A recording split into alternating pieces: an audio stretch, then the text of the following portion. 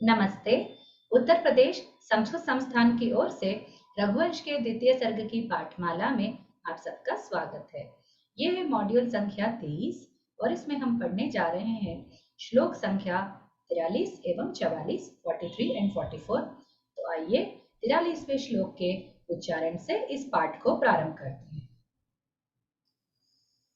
संरुद्धचेष्टस्य मृगेन्द्र कामम् हास्यं वचस्तद्यदहं विवक्षुः अन्तर्गतं प्राणभृतां हि वेद सर्वं भवान् भावमतोऽभिधास्ये। एक और बार। संरुद्धचेष्टस्य मृगेन्द्र कामम् हास्यं वचस्तद्यदहं विवक्षुः अन्तर्गतं प्राणभृतां हि वेद सर्वं भवान् भावमतोऽभिधास्ये। अब हम इसका पद विभाग देखते हैं। संरुद्धचेष्टस्य मृगेन्द्र कामं हास्यं वचः तत् यत् अहं विवक्षुः अन्तर्गतं प्राणभृतां हि वेद सर्वं भवान् भावमतः अभिधास्ये। अब हम इसका अन्वय देखते हैं। मृगेन्द्र यत् वचः अहं विवक्षुः अस्मि समृद्धचेष्टस्य मे तद्वचः कामं हास्यम् अस्ति। हि भवान् प्राणभृताम् अंतर्गतं सर्वं भावं वेद अतः अहम अभिधास्ये। अब हम इसका प्रतिपदार्थ देखते हैं। मृगेन्द्र हे सिंह, मृगाणाम इंद्रः मृगेन्द्रः, ठीक है, मृगों का राजा। यत् वचः वाक्यम अहम मैं स्वयं मैं विवक्षुः वक्तुकामः बोलने का इच्छुक, वक्तुमिच्छा विवक्षा अथवा वक्तुः इच्छा विवक्षा, जो वक्ता कहना चाहता है वो विवक्षा होती है और विवक्षुः जो कुछ विवक्षित करना चाहता है, जो कुछ कहना चाहता है वो वक्तुकामः। समृद्ध चेष्टस्य प्रतिबद्ध व्यापारस्य, जिसका व्यापार अर्थात जिसके जो कार्य है, चर्याएं हैं, चेष्टाएं हैं वो प्रतिबद्ध हो गई है, निरुद्ध हो गई है, ऐसा व्यक्ति जिसके पूरे हाथ पैर बंध चुके हैं मंत्र के द्वारा, किसी रस्सी इत्यादि के द्वारा नहीं। मैं मम अर्थात मेरा, तद्वचः तानि वचांसि, वे वचन जो मैं कहने जा रहा हूँ, यहाँ जो है यत् अहम विवक्षुः तद्वचः ऐसा है, तो यहाँ पर हमने वचः, तो यत् का हमने वाक्यम कर लिया, वचः कर लिया, तो जिस वाक्य को मैं बोलना चाहता हूँ वो वाक्य अथवा तानि वचांसि, वो जो वचन मैं कहने जा रहा हूँ वो कामम अत्यंतम बहुत ही हास्यम हास्य विषय, बहुत ही हंसी का विषय है, ठीक है। हे यस्मात् क्योंकि भवान त्वम तुम प्राणभृताम शरीरधारिणाम प्राण को धारण करने वाले अर्थात शरीर को धारण करने वाले उनके अंतर्गतम, अंतर्गतम अंतः यानी मन में, मन के अंदर जो स्थित है, ठीक है। अंतर्गतम, गतम अर्थात गया हुआ ऐसा अर्थ नहीं होता, अंदर जो है वो सर्वम यावत जो कुछ है, ठीक है, सब कुछ। भावम अभिमतम जो इनका अभिप्राय होता है उसको वेदा जानासी, जो कुछ मन में सोचते हैं, यावत अभिमतम, अभिमतम अर्थात अभिप्राय, ऐसा कहते हैं ना, जो हम सोचते हैं, जैसा हम जिस विचार को करते हैं वो सब। जानासी तुम जानते हो, अतः अस्मात् कारणात् अभिधास्ये वदामि, मैं बोलता हूँ, ठीक है, इस कारण से मैं बोलता हूँ। इस प्रकार प्रतिपदार्थ समाप्त हो जाते हैं। अब हम चलते हैं सरलार्थ की ओर। हे सिंह, यद्वचः अहं वक्तुमिच्छामि तद्वचः प्रतिबद्ध व्यापारस्य मे कामं परिहसनीयं, परन्तु यतो भवान् प्राणधारिणां हृद्गतं सर्वं भावं वेत्ति अतोऽहं वक्ष्यामि। हे सिंह, हे मृगराज, हे केसरी, जिस बात को मैं कहना चाह रहा हूं वह बात, वह जो वचन है, प्रतिबद्ध व्यापारार्थ, जिसकी चेष्टाएं रोक दी गई हो, जिसके हिलना डुलना बंद किया गया हो, ऐसा मेरा कामम यथेष्टम। कामम का अर्थ होता है यथेष्ट, बहुत ही, अत्यंत, परिहसनीयम, जितना चाहो उसका परिहास कर लो, इतना परिहास योग्य है ये मैं जो बोलने जा रहा हूं। पर क्योंकि तुम मृगराजा प्राणियों के मन में स्थित सब जानते हो, इसीलिए मैं बोल रहा हूँ, ठीक है। ताकि यदि मैं बोलूं तो तुम उसे बुरा नहीं मानोगे, तुम उसे गलत नहीं समझोगे, क्योंकि तुम पहले से इस बात को जानते हो, ठीक है। इसलिए मैं बोलने का हिम्मत कर रहा हूँ। अब इसका फलितार्थ देखते हैं। दिलीपः सिंहेन निरुद्धः किमपि कर्तुं न अपारयत्। यदा वक्तुं शक्तः तदा एवम् अवदत्, हे केसरिन्, यत् वदामि तत् सर्वं महत्परिहसनीयं भवतीति मन्ये। तथापि वक्तुं प्रयते, यतो हि त्वं स्वयमेव सर्वं जानासि। मनुष्याणां जीवानां च यत् हृदि स्थितं तदपि अवयासि, अतः मम विवक्षितम् अवश्यं निगदामि। सो दिलीप सिंह के द्वारा रोक दिया गया है, उसकी चेष्टाएं रोक दी गई है, वह कुछ भी कर नहीं पाया, वो कुछ भी बोल नहीं पाया, कुछ भी कर नहीं पाया, ठीक है। यदा वक्तुम शक्तः, जब तक वो कुछ बोल नहीं पाया, जब तक सिंह बोलता रहा उससे कुछ बोला नहीं गया। पर जब सिंह ने बात करना बंद कर दिया, तब इसमें शक्ति आई कि कुछ बोल पाए। तब ऐसा उसने कहा, हे केसरिन, हे सिंह, हे राजा, हे मृगों के राजा, मैं जो कह रहा हूँ, यत् वदामि तत्सर्वम महत् परिहसनी, वो सब बहुत ही हंसी के पात्र योग्य है, क्योंकि तुमने इतना बोल दिया है, इसके बाद मैं कुछ बोलूंगा तो कुछ मेरा वैल्यू भी नहीं रहेगा, कुछ मेरा मान्यता भी नहीं रहेगी। ऐसा मैं सोच रहा हूँ, तुम्हारे सामने कुछ बोलने की, कुछ हिम्मत करना भी मेरे लिए कोई मायना नहीं रखता है।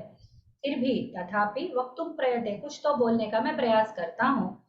यतो ही त्वं स्वयमेव सर्वं जानासि, तुम तो सब जानते हो।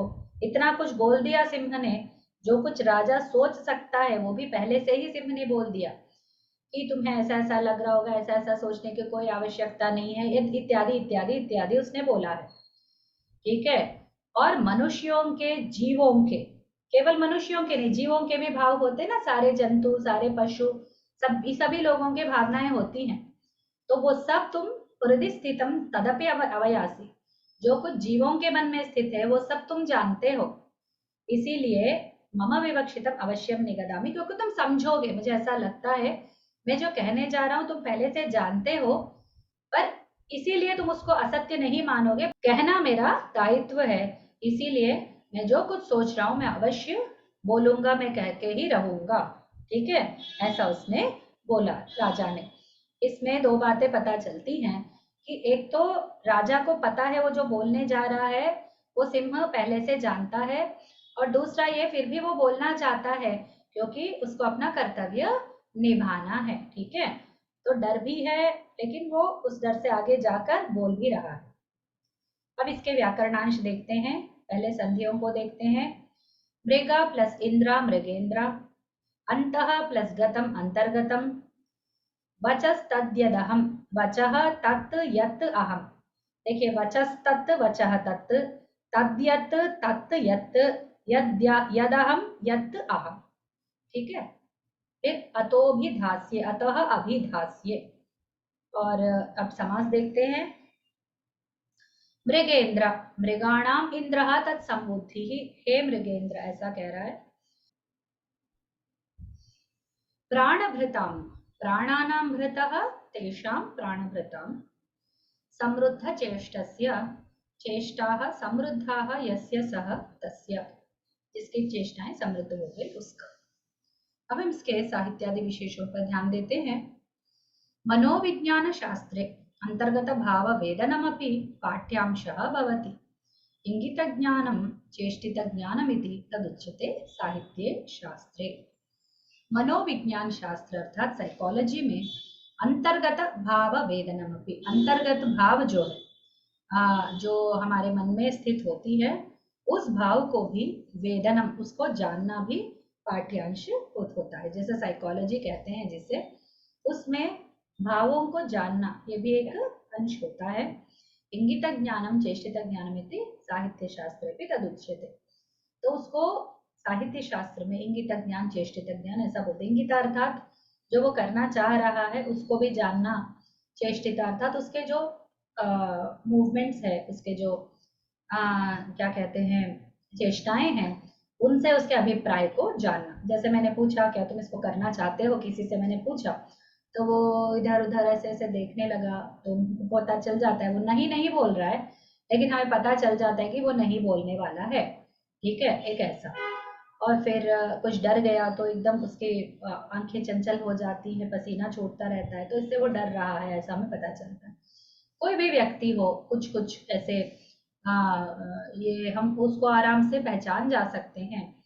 कुछ कुछ बातें बहुत ही निगूढ़ होती हैं, वो आराम से नहीं जानी जा सकती, उसके लिए बहुत अंतर्गत मन के विषय। पर यहाँ जो सिंह कर रहा है वो इंगित और चेष्टित नहीं है, वो अंतर्गत भाव को शक्ति द्वारा, जो अलौकिक शक्ति है उसके द्वारा वो जान रहा है, जान पाया है।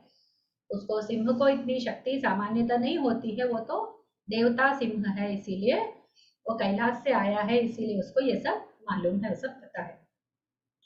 अत्र सिंहः मनसः भावग्राहीति राजापि ज्ञात्वा वदति इति विशेषः। राजा को पता है कि मन की बात को जानता है, अर्थात इसका अर्थ क्या हुआ, राजा भी जानता है इस बात को। जैसे केवल सिंह ही राजा की बात को जाना है ऐसा नहीं है, राजा ने भी सिंह को जान लिया कि वह क्या कहना चाहता है, क्या सोचता है, कैसे बात करता है। सिंहस्य सामर्थ्यं दृष्ट्वापि नृपः वक्तुमुद्यतः इति तस्य धैर्यं ज्ञायते। ठीक है, राजा है, दिलीप है, रघुवंश का राजा है, यूं ही डरने वाला नहीं है ये। तो वो सिंह का सामर्थ्य देख चुका है, सिंह क्या कर सकता है, देखने के बाद भी वो बोलना चाहता है, इसी से उसके हिम्मत का, साहस का हमें पता चलता है। इसके साथ 43वां श्लोक समाप्त हुआ। अब हम 44 के श्लोक में चलते हैं। पहले श्लोक का उच्चारण देख लेते हैं। मान्यः समे स्थावर जंगमानां सर्गस्थिति प्रत्यवहार हेतुः गुरोरपीदं धनमाहिताग्नेर्नश्यत् पुरस्तादनुपेक्षणीयम्। एक और बार। मान्यः समे स्थावर जंगमानां सर्गस्थिति प्रत्यवहार हेतुः गुरोरपीदं धनमाहिताग्नेर्नश्यत् पुरस्तादनुपेक्षणीयम्। अब हम इसका पद विभाग देखते हैं। मान्यः सह में स्थावर जंगमानां सर्ग स्थिति प्रत्यवहार हेतुः गुरोः अपि इदं धनम् आहित अग्नेः नश्यत् पुरस्तात् अनुपेक्षणीयम्। अब हम इसका अन्वय पर ध्यान देते हैं। स्थावर जंगमानां सर्ग स्थिति प्रत्यवहार हेतुः सः भूतेश्वरः मे मान्यः अस्ति। आहिताग्नेः गुरोः अपि इदं गोरूपधनं पुरस्तात् नश्यत् अनुपेक्षणीयम् अस्ति। अब हम इसके प्रतिपदार्थ देखते हैं। स्थावर जंगमानां स्थिर जीविनां चल जीविनां च। स्थावरा अर्थात जो रुका हुआ है, जो एक जगह ठहरता है। जंगमा अर्थात जो चल सकता है। तो स्थिर जीवी कौन होते हैं, वृक्ष आदि जो एक जगह स्थित होते हैं पर जीव होते हैं वो। जंगम अर्थात जो हिल सकता है, जैसे बिल्लियां इत्यादि जानवर, जीव जंतु, कृमियां इत्यादि जो चल के जा सकते हैं एक जगह से दूसरे जगह पर स्वयं। वृक्ष नहीं चल सकते। और इसमें अजीवी भी होते हैं, जीव नहीं होते हैं ना, वो भी इसमें गिने जाते हैं। तो स्थावरा वो सब पत्थर इत्यादि, पर्वत इत्यादि भी हो सकते हैं। ठीक है। सर्ग स्थिति प्रत्यवहार हेतुः जन्म जीवन यापन मरणानां कारण। सर्ग अर्थात सृष्टि, स्थिति अर्थात हमारा रहना, बीच की स्थिति, जो जन्म और मृत्यु के बीच में जो होता है वो जीवन जिसको हम कहते हैं वो, इसीलिए जीवन यापना। और फिर प्रत्यवहार, प्रत्यवहार अर्थात जिसको हम लय बोलते हैं, प्रलय बोलते हैं, अथवा हमारी जो मृत्यु होती है, देह का जो अंत होता है वो मरणानाम कारणम, उसका हेतु, इन सबके पीछे का जो हेतु है, कारण है वो, ठीक है, सर्ग स्थिति प्रत्यवहार, इन तीनों चीजों का जो कारण है वो सह भूतेश्वर। कौन है ये कारण? भूतेश्वर, परमेश्वर, ठीक है, जो शिव जी हैं वो है। मैं मान्य, मेरा पूज्य है, मेरे वो पूज्य हैं। पूज्य अर्थात जिनकी पूजा की जा सके, जिनका गौरव दे सके, जिनके ऊपर मुझे आदर है। आहिताग्नेः यज्ञादि निर्वाहकस्य, जो यज्ञादि अर्थात मनुष्यों की शुभ कामना के लिए, जो सब अच्छे से रहे, ऐसे इच्छा से यज्ञादि करने वाले महर्षि लोग होते हैं, वो यज्ञादि निर्वाहक होते हैं। आहिताग्नि जिसको कहा जाता है, जो अग्नि को बुलाकर यज्ञ करते हैं मंत्र के द्वारा, और उसी शक्ति से सकल लोक की जो अच्छी वाली स्थिति है उनको रहने में सहायता करती है। गुरोः अपि, ये कौन है? आहिताग्नि गुरु है, गुरु का विशेषण है। गुरोः अपि आचार्यस्यापि इदम गोरूपम धनम, ये जो गो संपत्ति है, ये जो नंदिनी को हम देख रहे हैं, ये पुरस्तात् अक्षिपुरतः, आंखों के सामने, नश्यत निधनम प्राप्नुवत, इसको नष्ट होते हुए, खत्म होते हुए, मृत्यु को प्राप्त करते हुए, हत होते हुए, तुम्हारे द्वारा मारे जाते हुए, अनुपेक्षणीयम, न अलक्ष्य करणीय, ये जो गो जाति यह समाप्त हो रही है, गो संपत्ति वो समाप्त होते हुए देखना अनुपेक्षणीय, वो ऐसा काम उपेक्षणीय नहीं है, अर्थात उसको देखते हुए ठीक है मेरे से नहीं हुआ ऐसा सोचना। अलक्ष्यीकरण, अलक्ष्य करना वो सही नहीं है। इस प्रकार प्रतिपदार्थ समाप्त हो जाता है। अब हम चलते हैं सरलार्थ की ओर। जड़ चेतनानाम उत्पत्ति स्थिति संहार हेतुः स शिवः मे माननीयः आहिताग्नेः गुरो वसिष्ठस्य अपि अग्रे नश्यद इदं गोरूपधनं न उपेक्षणीयम्। नश्यत इदम् आहिताग्नेः गुरोः गोरूपधनमपि अनुपेक्षणीयम्। आहिताग्नेः इति विशेषणेन अनुपेक्षाकारणं हविः साधनत्वं सूचयति।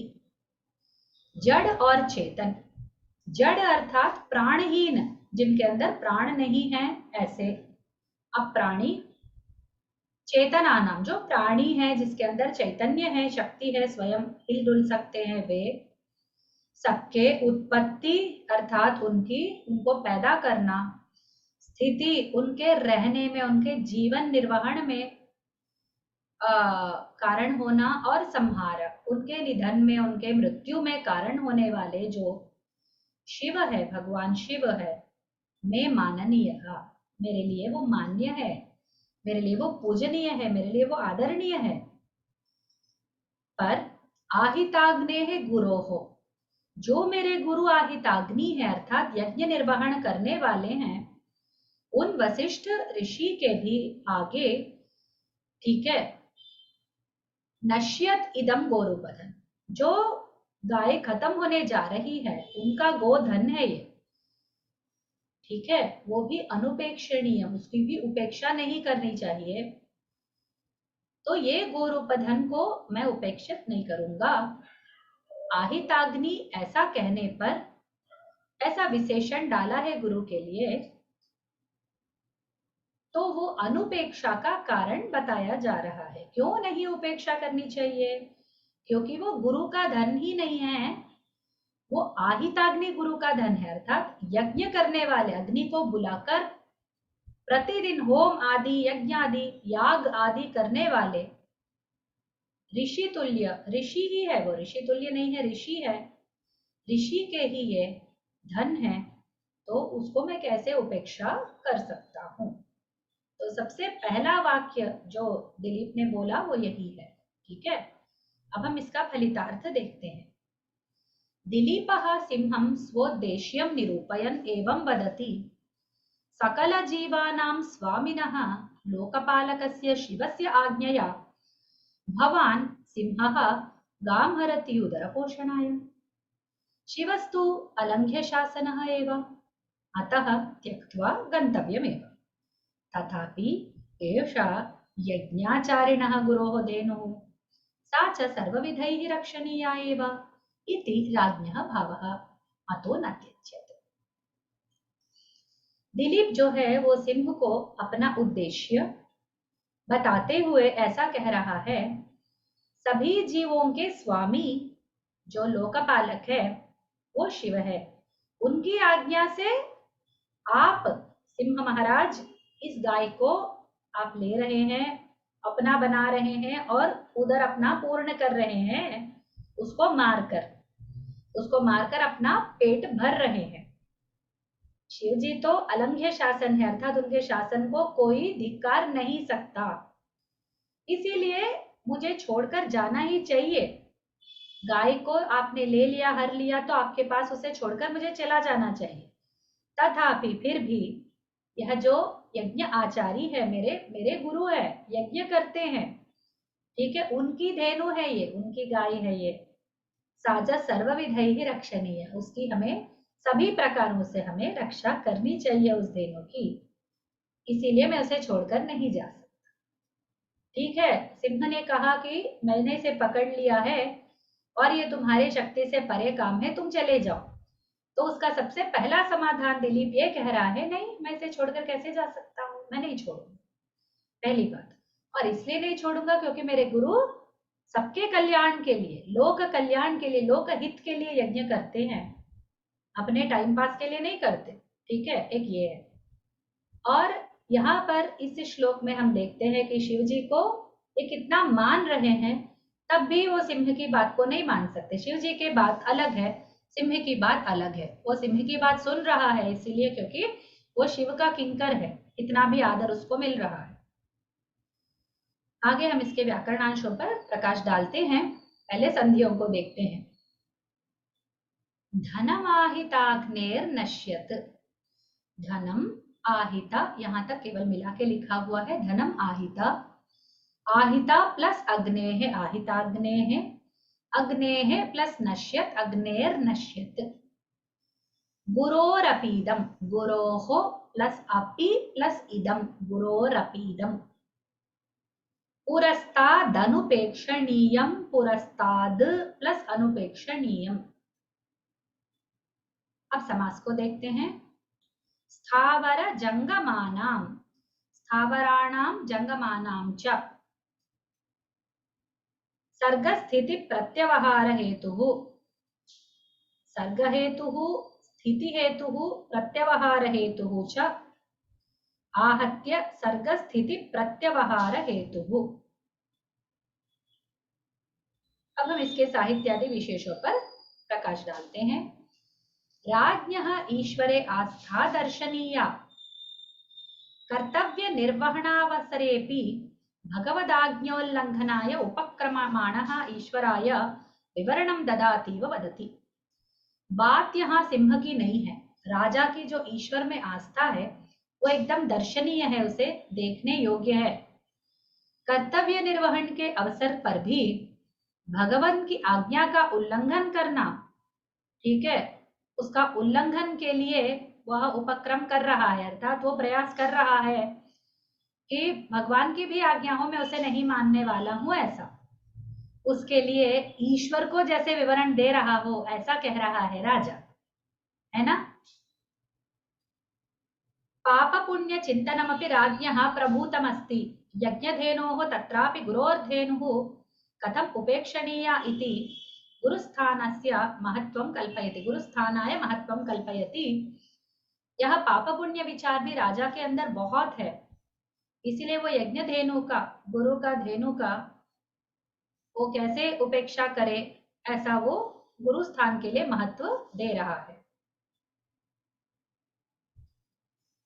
गोधनमिति पूर्वकाले प्रसिद्ध संपद्रूपम, अतः गवि धनमिति व्यवहारः। गोधन ऐसा पूर्व काल में बहुत प्रसिद्ध रहता था। धन यानी आजकल तो केवल कैश। इसी के साथ ये श्लोक समाप्त हो जाता है और ये पाठ्यांश भी समाप्त हो जाता है। अब हम अगले मॉड्यूल में पुनः मिलेंगे, तब तक के लिए शुभ।